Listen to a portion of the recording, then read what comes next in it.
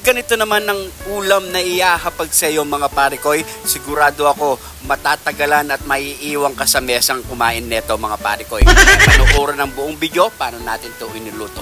Nyamanaken saken! Bumili tayong 1 kilos na hipon at nalinisan na rin natin yan mga pare koy. At meron tayo 1/4 kilos na mixed vegetable. Naka-ready na rin ang ating mga pang-ingredients. So unang gagawin natin mga pare koy, maglagay tayo ng butter. Antayin lang natin matunaw yan. At prituhin muna natin ng mixed veggie natin at halo-haluin lang natin yan hanggat sa lumambot bago natin ito i-set aside. At kapag medyo malambot na mga pare koy, set aside na natin yan. Maglagay na tayo uli ng margarine mga pare koy at ilagay na natin ng sibuyas, bawang at kidlat ni Jun TV. So, pakagisa lang natin yan, antay lang natin lumabas ang kanyang mabangong aroma. At ilagay na natin ang ating mga hipon. So pakahalo lang natin yan mga pare koy, antay lang natin na magkulay orange lahat yan. At kapag ganyan kulay na mga pare koy, okay na yan. Maglalagay na tayo ng oyster sauce, ketchup, at syempre yung ating pamintang wasak, asin, at magic na pampasarap mga pare koy. So maglalagay lang tayo ng konting tubig dyan natin ng bagya at sabay na natin ilagay ang ating piniritong mixed vegetable. So maghahantay lang tayo ng 3 minutes or 4 minutes mga pare koy, okay na yan.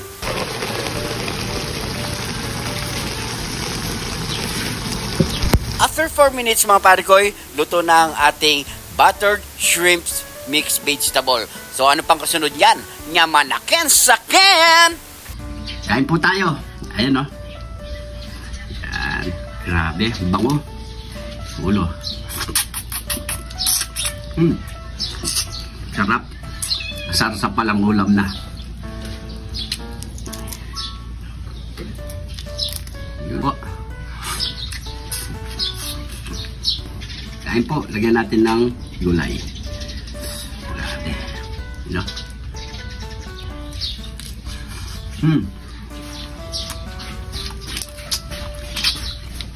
Sarap. Sabay mong kanin. Sarap.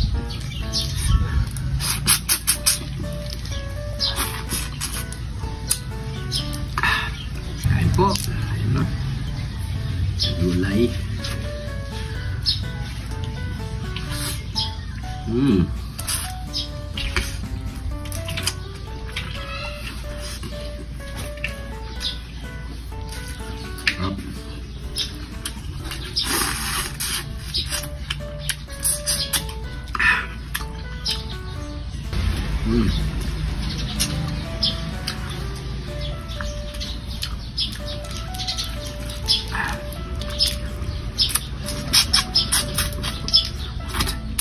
Mainit pa.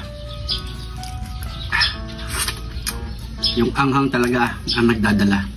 Grabe, sa sarsa.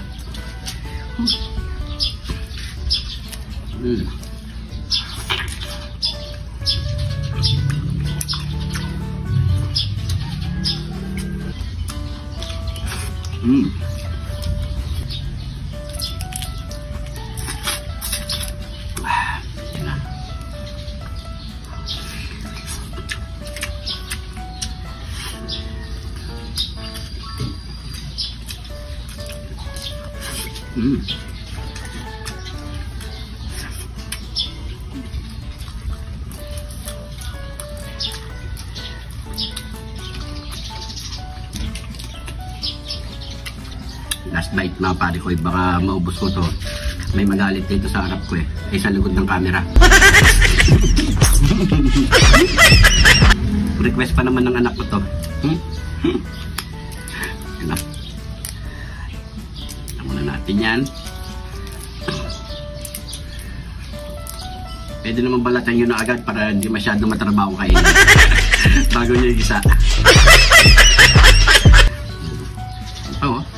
Last bite mga pare ko eh.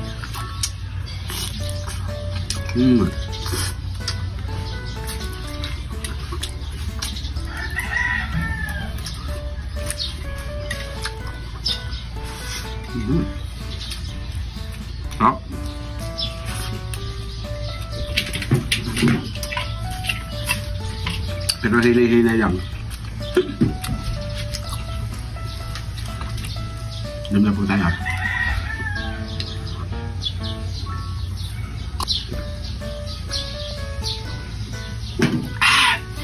Thank you, Lord. So mga pare ko, maraming salamat sa panonood. Huwag kalimutan i-share ang ating video. Siyempre, hindi pa naka-follow, mag-follow na mga pare ko.